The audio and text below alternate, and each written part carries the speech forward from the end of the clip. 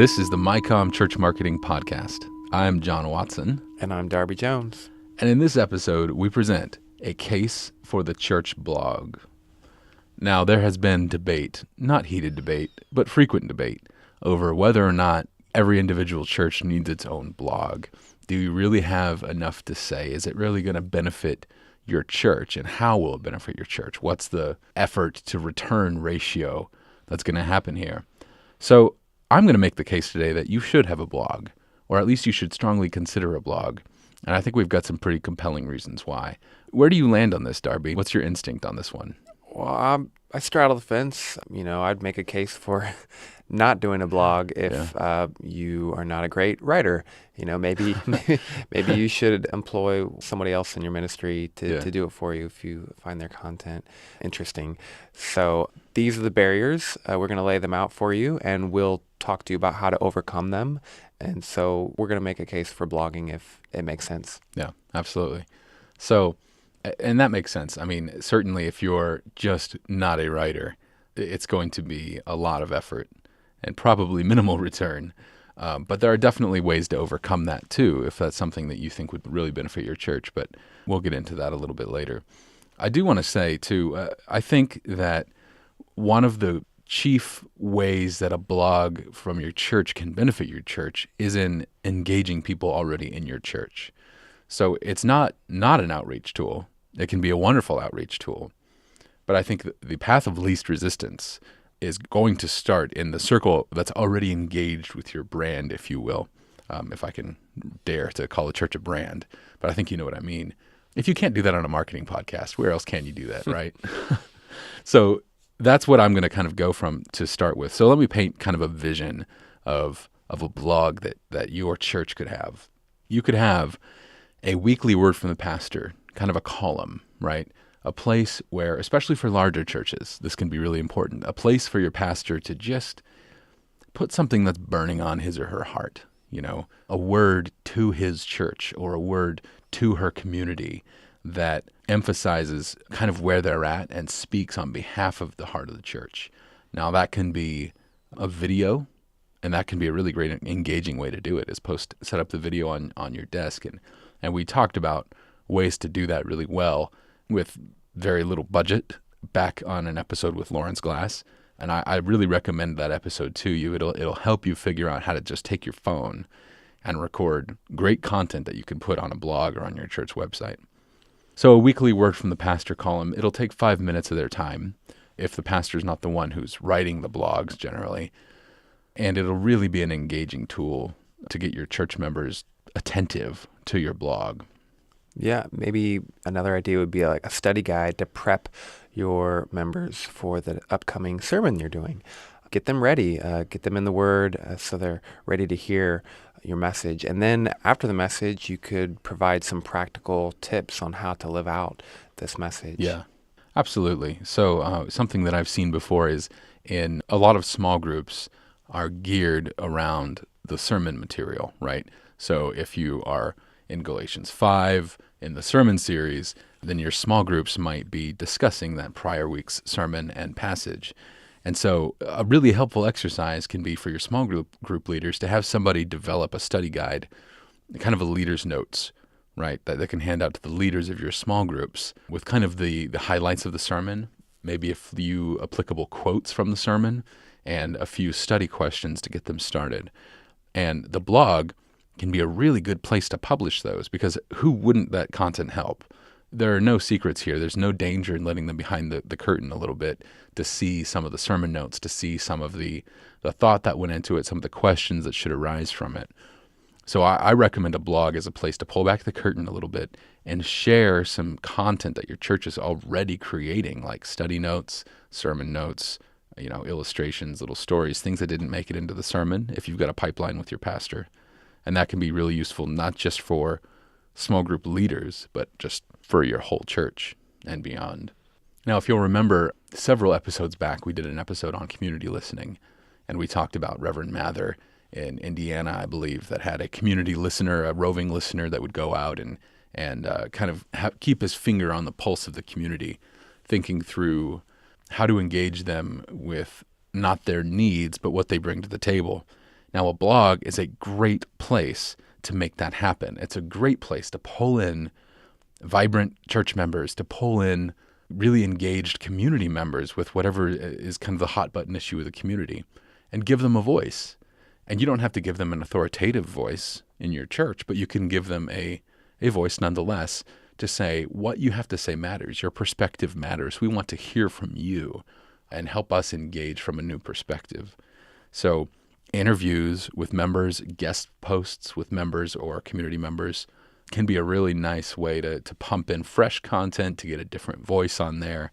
And it's basically kind of that human interest element that can be really important.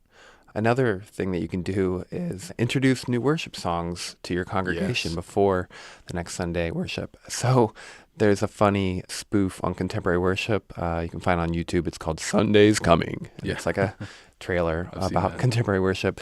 But, they make fun of the song that nobody knows.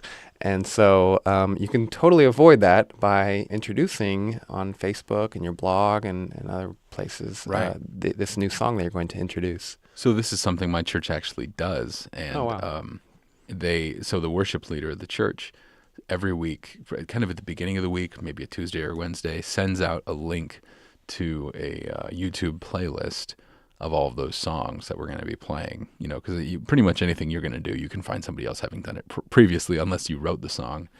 And it's been an awesome way to get us engaged with the service before the service, to be meditating on what these songs mean for you and to becoming familiar with songs that you had not heard before or were less familiar. So yeah, absolutely. And all of these things, they're just so wonderful to more deeply engage the people in your church. And what church doesn't want that? What church doesn't wish that their members and attendees would dig in a little deeper, would care a little bit more about the things that the church cares about, would think about the church more often, that Sunday just wouldn't be, that wouldn't be your spiritual day, right? But that your church life, your Christian life would filter into every aspect of your being. A blog is a tremendous place to fuel that fire a little bit. Now, one other thing that I want to direct your attention to is a MyCom article called 10 Tips for Keeping Your Website or Blog Fresh. And you can go to umcom.org and search for that. You can type fresh blog, and I'm sure it will come up in the search results. And they make a bunch of really good points, and we're going to talk about some of them kind of organically through the rest of this episode. But one I want to bring up is using the blog as a place for especially the church leaders, the pastors, to review books and movies. What the pastor's reading and watching is always of great interest to the church congregation. So if you're, plowing through a great N.T. Wright book or David De Silva's, New Perspectives on New Perspectives, that was kind of an N.T. Wright joke for you theology nerds. His patronage and reciprocation and all of that. Whatever you're reading, right, you can take it, even if it's academic and heady or pastoral, and you can synthesize it and tell your congregation who should be reading this and why. And if you don't want to read it, here's some valuable stuff I mined from it.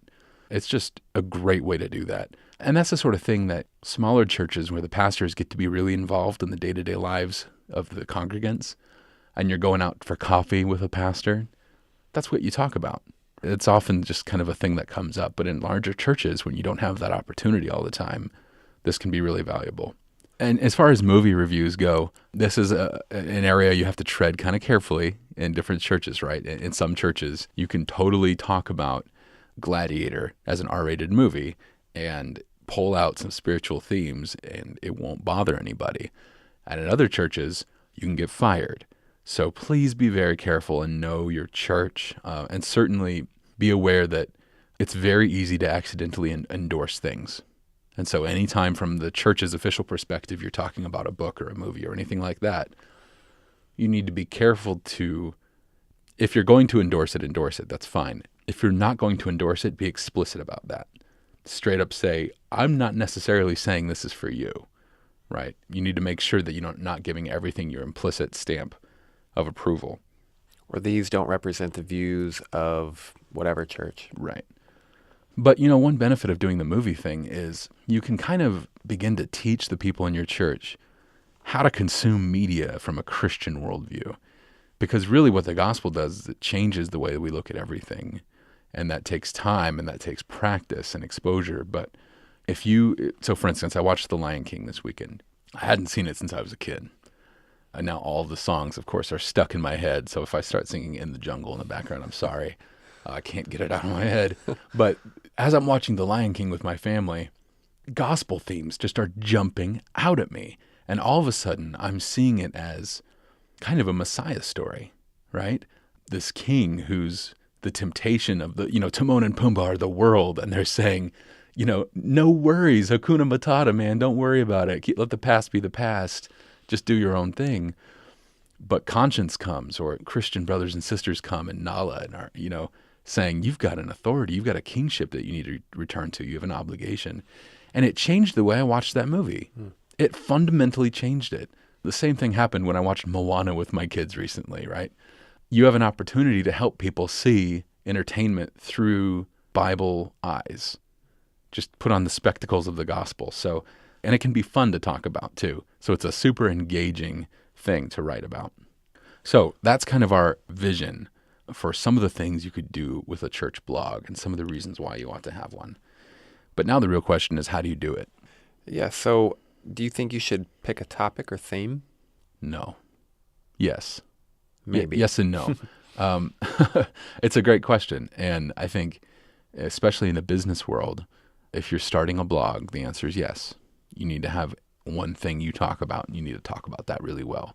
Well, the one thing you talk about is church life, is Christianity. That impacts literally everything in life, like we just talked about.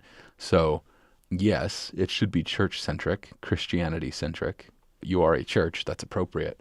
But you shouldn't let that keep you from discussing current affairs, the hurricanes ravaging the South Coast, the cultural debates, the big things in the news, whatever. Like, these things all are important for Christians. So, I don't know. That's my take on it. What do you think?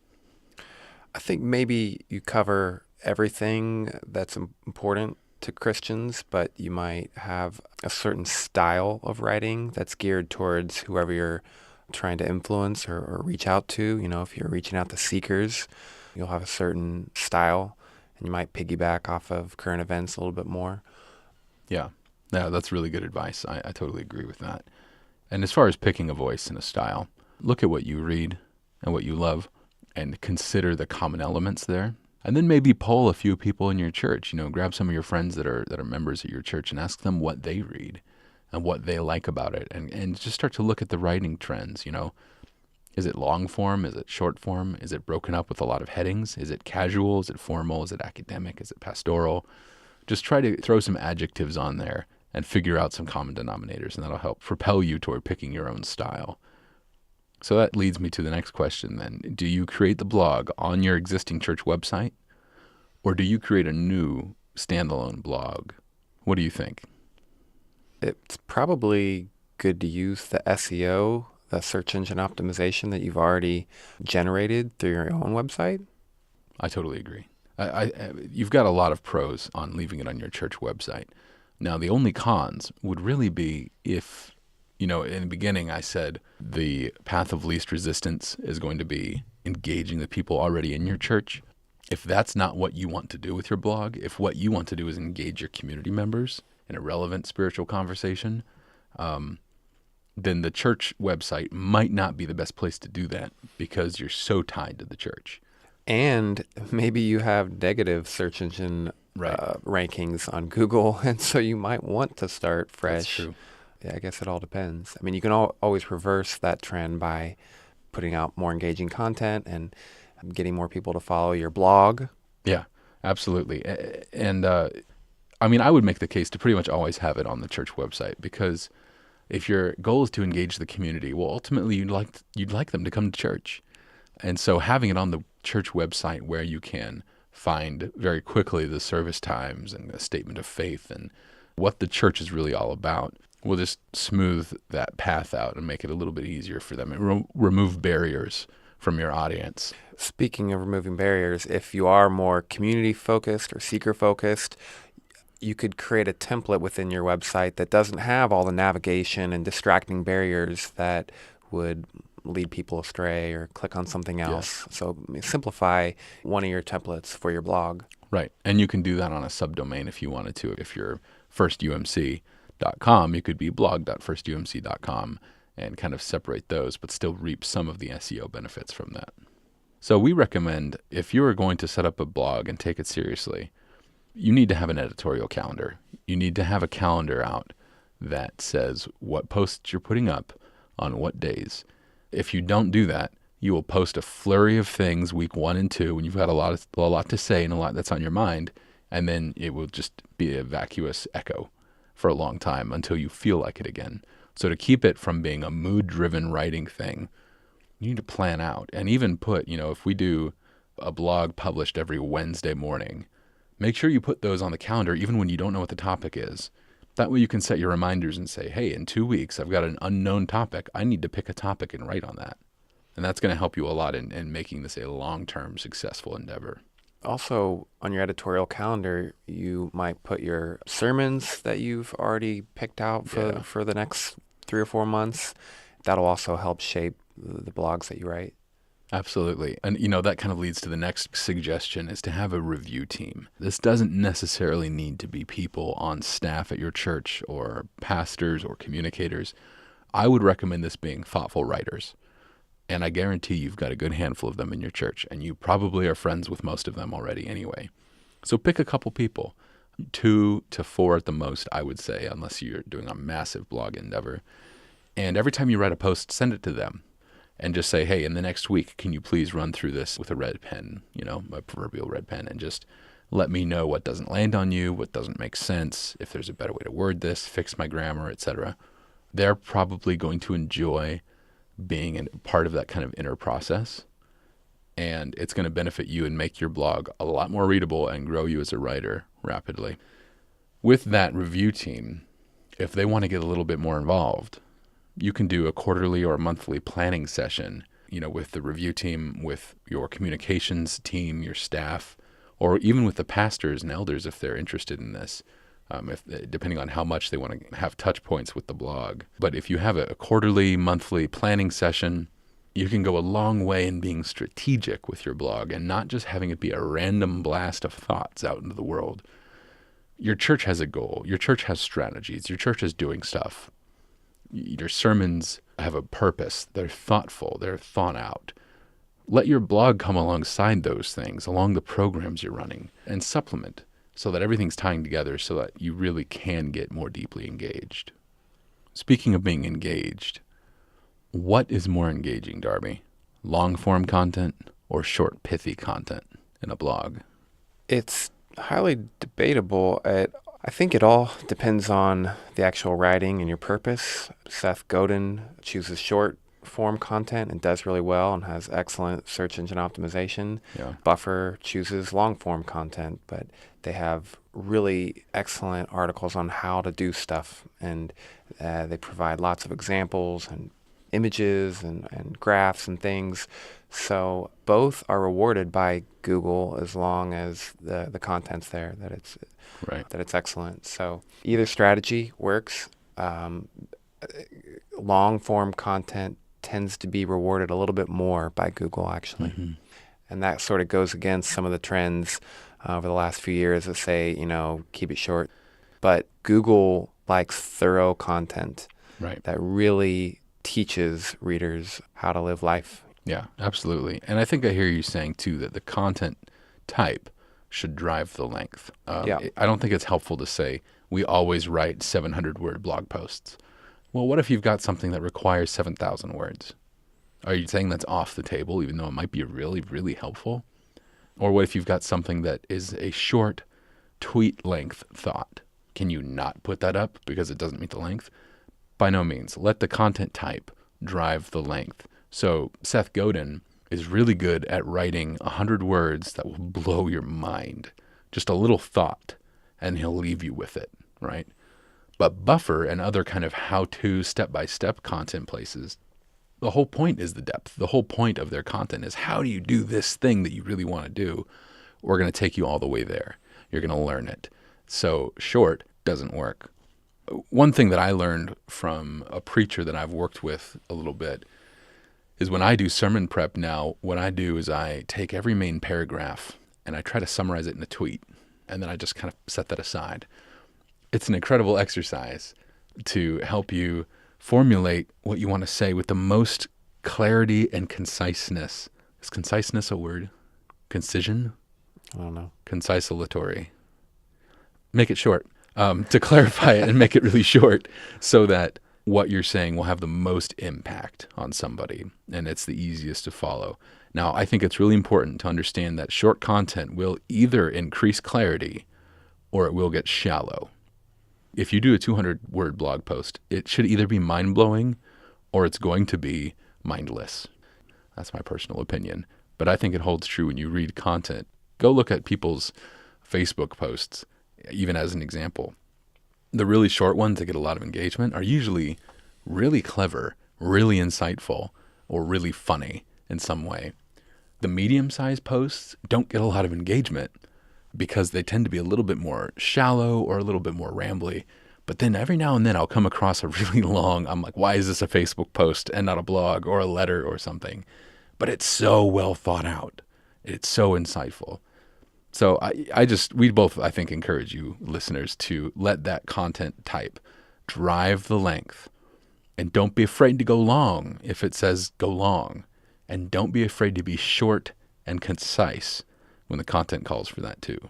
And in terms of search engine optimization, if you go short regularly, because that's just your thing, it's important to do that frequently. So every day, if you're just writing 100 words, or every other day if you're writing a couple hundred words. And then if you go long, it might be every week, because people are busy and you can't expect them to spend all their time on your blog. Right. So you have to respect people's time. Let's talk really quick about where to get content ideas. Now, if you have a proclivity to writing, you've probably got a lot of content ideas. You're probably used to drumming up new ideas or taking a thought and expanding it. But let us point you in a few quick directions. First of all, don't shy away from the cultural conversations that are happening right now. Big social justice issues deserve to be addressed. They're on people's minds. It's only fair to address them and to bring a biblical worldview to bear on that. Content you're reading, books you're reading are always helpful, as we talk about, whatever's the summer blockbuster can be very useful. Community hot button topics in your local community, if they're talking about tearing down a historic neighborhood, that's something totally worth addressing on your blog, even if it's not taking a stand, but just going around and asking other people their thoughts and kind of publishing that. That's going to really help you with local SEO when people are looking for a church in your neighborhood. And also umc.org. Now, when we had Joe Iavino on the podcast recently, we talked a lot more about this, and I recommend you listen to that episode if you haven't. umc.org is a tremendous source of content driven for the members and the leaders of your church that kind of communicates the heart of the connection with the United Methodist Church into your local body.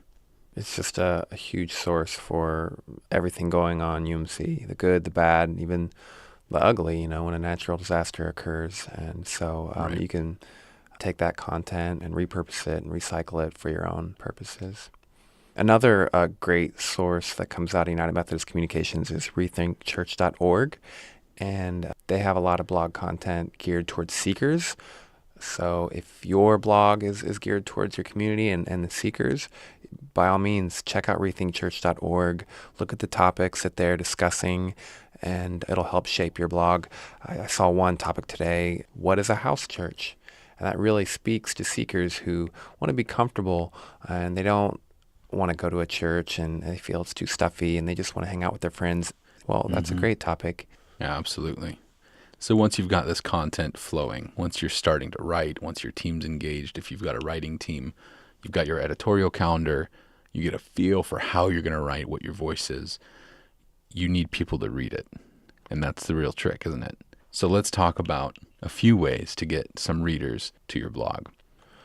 You mentioned the editorial calendar a second ago, and one great way to promote your church but not do it too much is to have a great content marketing strategy. And that's basically contextually plugging in your internal church events, ministries, and things into related educational or entertaining posts. So there's a thing called the 80-20 rule, where you want to 80% of the time post things that are entertaining and interesting to your readers, and 20% of the time promote your church and post things about the events and ministries that you're doing. So a sort of sneaky way to get more church promotion in is to have this content marketing strategy where you're looking at things that are happening around the world and trying to find ministries, church ministries that tie into that. So you write a piece about Hurricane Irma or Harvey, but then you also sneak in a little plug for your church mission trip or missionaries that are helping these causes. And the readers don't feel like you're promoting. It's contextual. It feels like a part of the piece.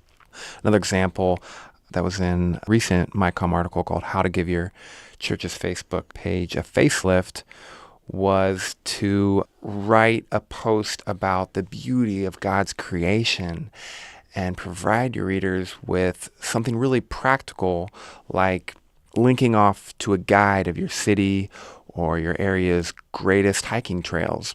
And then at the end of that post, you could mention that one of your small groups will be going to several of these trails coming up. And they'll include a picnic break and a prayer and discussion at the top of this beautiful, peak or something. And you could include some pictures from past hikes. But this is the kind of pitch that doesn't really feel like promotion. Right. It's not out of place. Perfectly fits the topic. So aim for more of these type of, quote, advertisements. Well, yeah, and also, using it, talking about getting the people already in your church more deeply engaged and onto the blog as a way to get engaged with the church. Use it as a resource repository, right? So as you're talking to a group, say your college group, about a hike in person, say, I'm going to go ahead and put this information on the blog and point them to the blog and begin training them. The blog is a place for information. The blog is a place for spiritual development. Also, reference it from the pulpit if you can, if the pastors are willing. In your announcements, talk about it. Talk about a latest post that's been stirring people's hearts. That's going to help so much in the most public place in your church. If you could bring up the blog in a way that's not salesy, but just as a helpful, kind of a gift to the congregation, that's going to help a lot. If your church has an email newsletter, which, good heavens, it should, right? Please do that if you don't. And there's a lot of helpful stuff on how to get that set up on MyCom if you go to umcom.org and just search newsletter. If your church has a newsletter, consider putting in a footer or a section that's always in the newsletter that talks about that week's blog posts. If you have a printed bulletin, you can put it in the bulletin, in the back, on the front, wherever makes sense. Put the link in.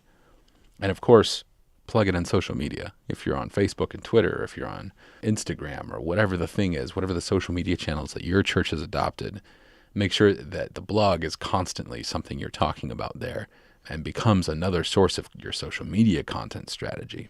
It's going to be a great kind of symbiotic circle there. And then lastly, I would say get your small group leaders plugged in. Those tend to be some of the most plugged in people in your church, the most engaged. They also tend to be people who might be able to write for you as a guest contributor if you are too busy to write all the posts yourself. And again, we talked about it can be a kind of a resource place for small group leaders to go and get their study notes or even post study notes. This week we had a great discussion on what it means to not have anxiety from Matthew 6. Here are a few of the questions that we had that we thought might benefit you as well, and have the small groups through their leaders communicating on the blog that way.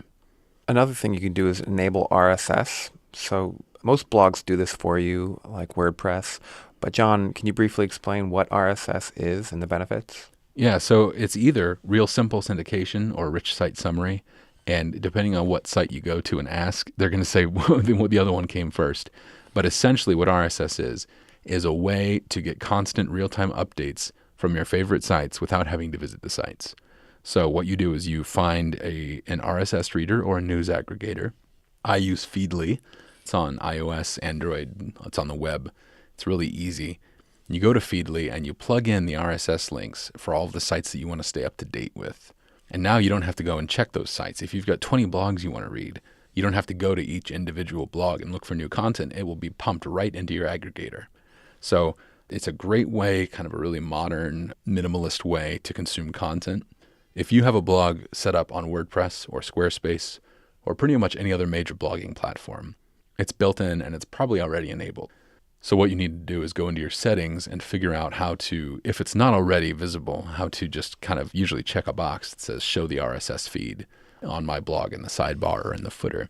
And then you can grab that, plug it into your reader or aggregator, and you're off to the races. And then your readers just search Feedly or whatever other aggregator for the title of your blog. They find you, they add you, and then they're constantly getting updates every day. Yep, it's a great way to keep people plugged in. So something else that you should consider doing is to make sure you've got Google Analytics plugged into your blog. Now, it's not hard. It's free.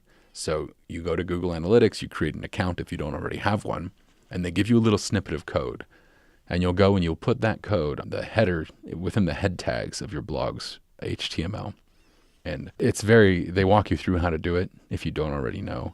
But it's not complicated to plug that code in.